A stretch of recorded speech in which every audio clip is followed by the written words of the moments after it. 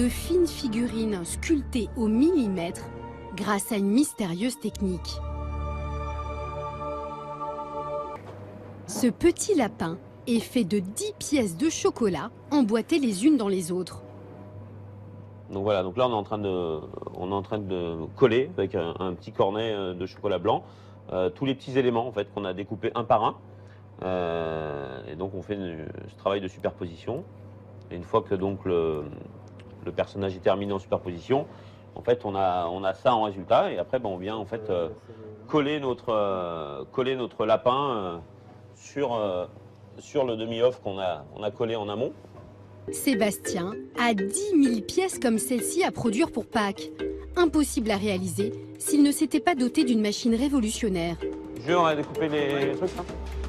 Elle est située tout au fond du couloir de son laboratoire et tourne en ce moment 16 heures par jour en continu. C'est elle qui découpe toutes ces figurines. Elle coupe grâce à un jet d'eau extrêmement puissant. Donc là en fait on voit l'avancée de la machine où elle travaille en fait. Et la machine en fait elle essaie d'être intelligente, c'est-à-dire qu'on essaie d'avoir le moins de chutes possible de chocolat.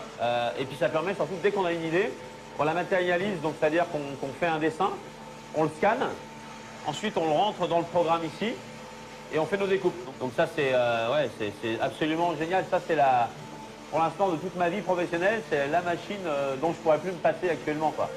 Certes, elle lui a coûté plus de 100 000 €, mais elle a permis à Sébastien d'aborder Pâques plus sereinement. Vous imaginez s'il fallait faire ça tout ça à la main j'ai une armée avec moi là. Car le challenge pour lui, c'est de sortir ces 10 000 pièces au dernier moment, juste quelques jours avant Pâques, pour que le chocolat ne s'abîme pas en boutique. Cette machine lui permet donc d'être créatif, tout en gagnant du temps. Heureusement qu'on en gagne au départ dans la découpe. De toute façon, si on n'avait pas la découpe, on ne ferait pas ça.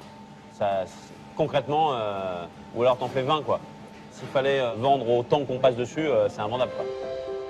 À Pâques, Sébastien Bouillet réalise 15% de son chiffre d'affaires annuel.